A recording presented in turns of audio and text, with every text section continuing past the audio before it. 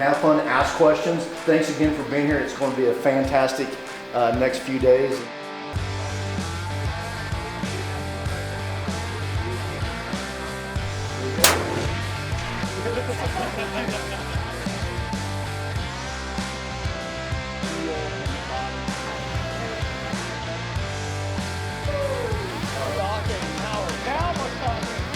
This evening we have pork medallions stuffed with fontina cheese, basil, and prosciutto with a polenta, ratatouille, and some asparagus. Yeah. All right, so by now you've probably heard just a little bit about our From Field to Table events. Just to give you a super brief overview, you're going to come to one of our locations, you'll get a little bit of shooting instruction, you'll go out hunting with our guides where you're going to learn how to field dress, you're going to learn how to skin. Then you spend a little bit of time with one of our chefs, you're going to learn how to butcher, you learn how to process. Then the grand finale, you get to spend a full day in the kitchen with chef. Not to mention, one of you lucky guys gets to be followed around with a camera by me. Lucky.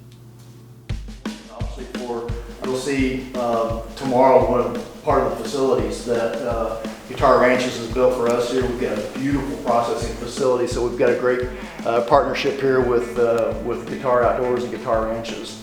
But yeah, man, just let us know what else you guys would like to see and have fun, ask questions. Albert is an open book and loves it whenever you ask questions, because obviously that's how we learn. So anyway, thanks again for being here. It's going to be a fantastic next few days, and we're excited to get you all schooled up. So one of my favorite things about From Field to Tables, every group is different. This particular group, 6 out of 9 are first-time hunters. Hunted with Greg a couple of times, and just like Ron, I'm really interested in learning how to cut it, how to use it, how to cook it, and so looking forward to it. I'm Joe Bizzano. I'm originally from Connecticut. Just moved down to Texas about 18 months ago. And I think, Greg, you described me to a T. Never really gone out hunting. Most of my experience has been bird hunting. This caught my eye because this will get me to that extra spot, or take that extra step and maybe do a little bit more hunting on my own. So I'm Max Bizzano, clearly his son. Originally from Connecticut, but now live in Richmond. Did a very small, brief introduction to bird hunting growing up, but not too much beyond that. So I guess you can say this is my first hunt, and really interested in kind of, just like you said, once you hunt, what do you do after that? But it kind of feels like From Field to Table is from actual start to finish. You hear some stories about hunting, but what do they do with it afterwards? So this is the next step where you can actually, what to do with it and cook it and enjoy it. Good, yeah, that's exactly what we want to do. All right, introductions are made, and it is time to go do some shooting with the man in charge at the range, and that is Eric Suarez. So, who are you going to follow? I'm thinking Max. Max. You chose wisely. I like Max. I think he'll do good. Good guy. We'll start off with dry firing, and then it'll be up to Greg will run the right side, I'll run the left side. As soon as we get through the dry firing, there's no set number. As soon as you're ready, what we'll do is at the 100-yard mark here. So we'll get you guys comfortable with zeroing and then pushing out to a certain distance. Whatever, it'll be different for everybody. Some people may go right out and be able to shoot out to 700. So other people might spend more time closer at 100 and maybe hitting steel at 300. So it's whatever is comfortable for you guys. Cheek stays down on the gun, and then you start squeezing. Boom, it broke. You keep that trigger pressed to the back, and it helps you see where your impact is. Because what will happen is, even with the most experienced hunters, the most experienced shooters, we call it prairie dogging. So here's what happened. You've got a $1,200 optic here that has 24 magnification, and so they're down here on their gun. Boom, they shoot. That's what we do. They look up here and say, "Yeah, did I get it?" You got 24 magnification right here. Look through your optic.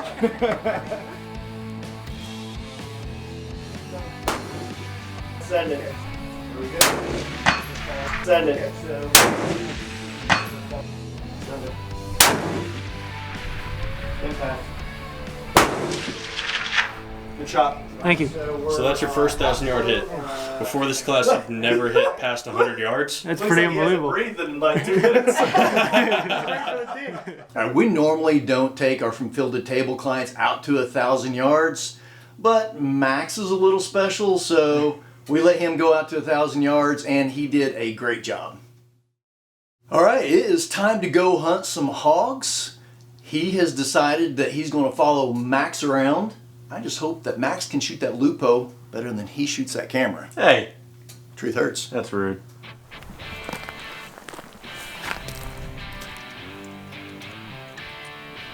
I got really excited. Finally saw some movement, and came to find out I wasn't able to do anything with it. It was just a whole bunch of turkeys.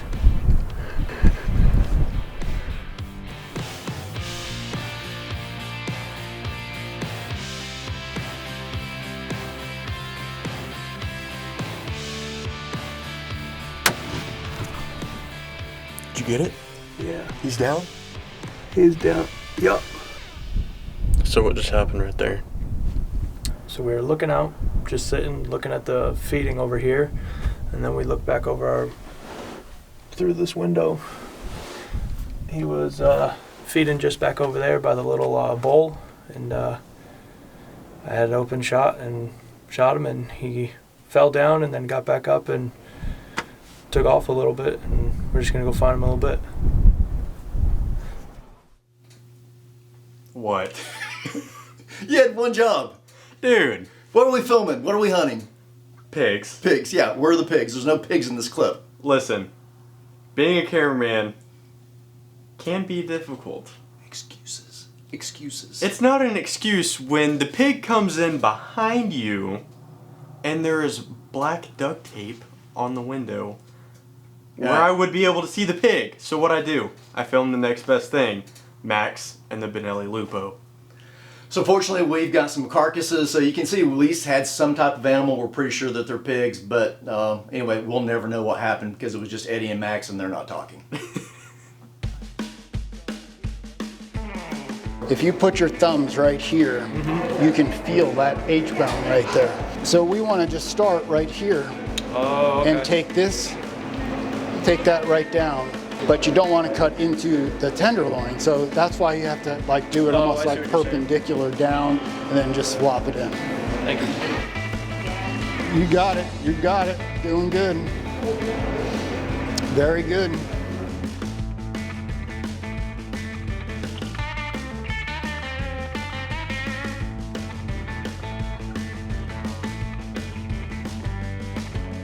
You started great. You can see the pelvic right there.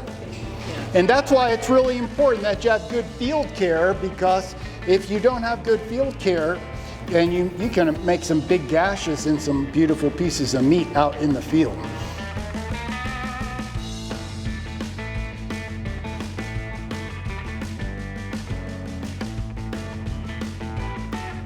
All of this bloodshot will get down into those muscles and then it ruins all the meat.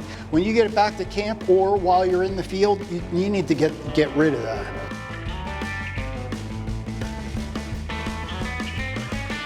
I hear people talking about that gamey taste. That starts way before you ever even get to the kitchen. In fact, it actually starts with shot placement. Then it goes with your field dressing, your butchering, and your processing, all before it even gets close to the kitchen. So what you're saying is it all depends on how you handle your meat? It's all technique.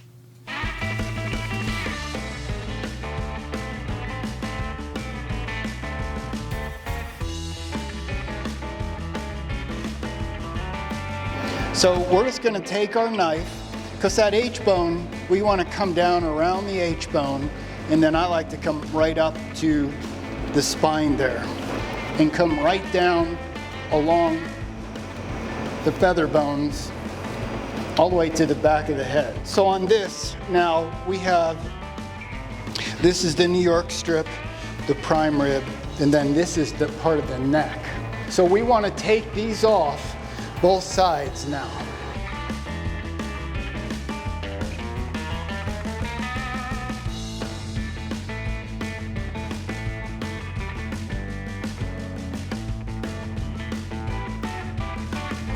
You just want to cut to the bone, pull this up and just peel this around, you know, all the way around that knee joint, and then just carve carve this bone right out of there. Oh, okay. Like this one right here. So here we go.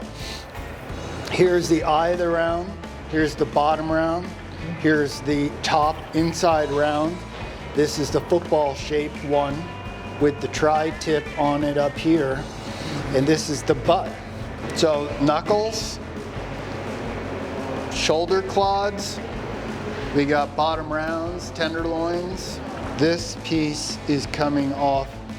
This is part of the heel and the bottom that was attached to this. Oh, okay. This one is getting closer to the neck, and this one is the New York strip right there. You should be proud of what that looks like. Thank you. Good job.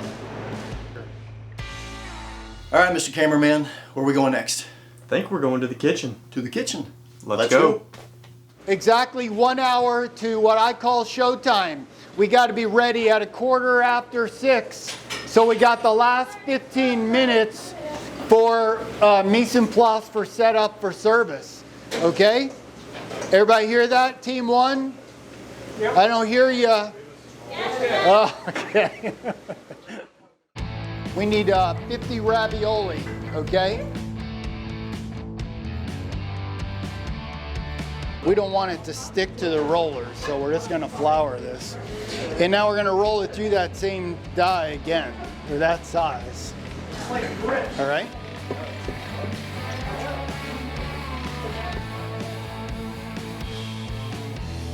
So we want a production line here, okay?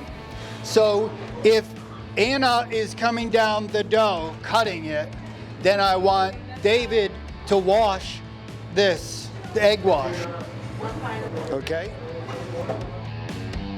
Take just a small amount, and you're gonna do this, all right? You're just gonna follow. It's really not in the middle, it's a little off center, because what we wanna do, if you roll this way, and we gotta make sure that they're cut all the way. We want it to crimp.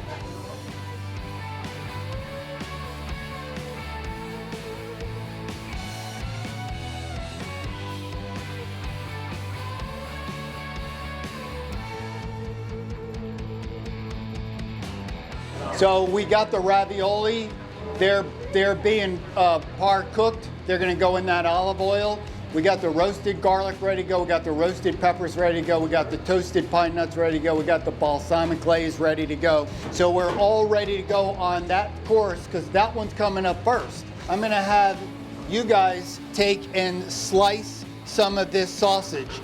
So we have sweet Italian, we have garlic Italian, and we have some chorizo that we did not smoke because we just didn't have the time. So here's the plate, right? We're gonna do a ravioli. We're gonna do a ravioli. We're gonna do that oblong piece of sausage. We're gonna have the roasted garlic, roasted tomatoes in olive oil. We're gonna have the chiffonade of basil on there, and then the toasted pine nuts. And then we're gonna squirt some balsamic glaze on top.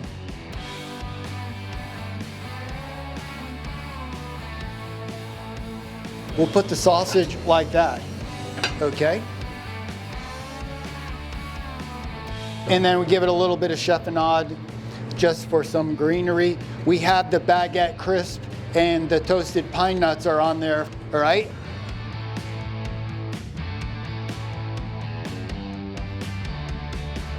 Hello guests, tonight we have for your appetizer ravioli with wild boar, 3 kinds of cheese, and balsamic glaze and a whole heck of a lot of garlic and an extra piece of sausage. Nice, thank you.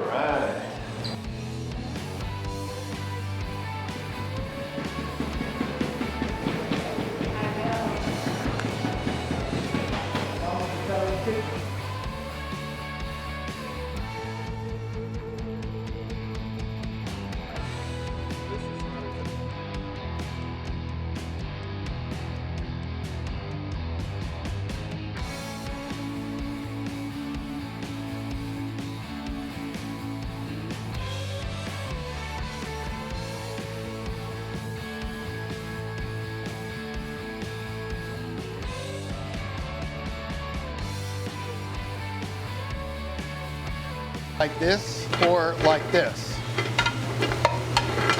All right, just give it a little flick, That's why I have a spoon. you know, or like that. Yeah.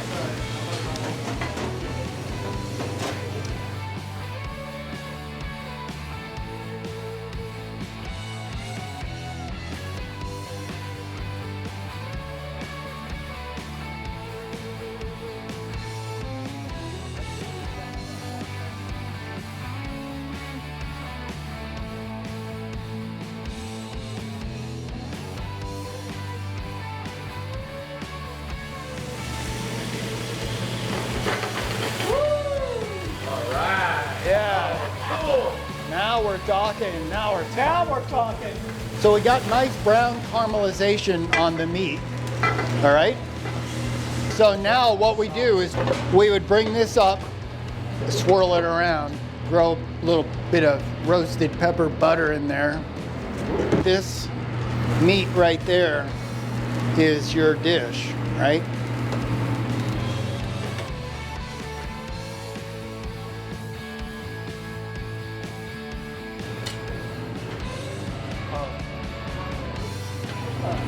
Awesome.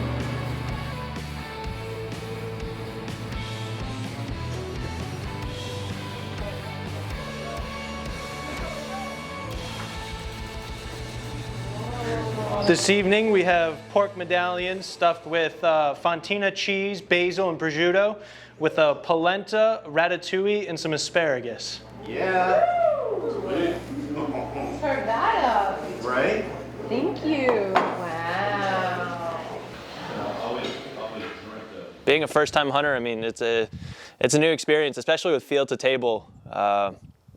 You never understand what to do from hunting to actually taking the whatever animal you're hunting to then, you know, butchering it up and learning how to cook it from the whole step 1 to step 23,000, whatever it may be. I mean, day 2, we hit the range and not many people went, only because the first morning there wasn't much going on and there's about 40-mile-an-hour winds, and they said, hey, let's work our way out there and let's try and hit some targets. So I hunkered down and I hit about a target about 1,000 yards out, 40-mile-an-hour winds, and it's some feat, and I've never really, I still kind of haven't put it into perspective, but it's something I guess I should be proud of. All the different steps are all included here, and it's something I'll never forget. I mean, this is one of the coolest experiences I've ever done. Man, what a great group of people. 6 out of 9 were first-time hunters. Axel's a pretty cool dude. Yeah, he was pretty all right. And he was an outstanding shot too. If you guys like to experience what Max, his dad Joe, and the rest of the group did, make sure you check out fromfieldtotable.com. Check out the events tab. It'll tell you what we have upcoming. And since we're here on YouTube, hit that subscribe button, leave us a comment. Hit that bell for notifications too while you're at it. Yeah, do that too. Do it.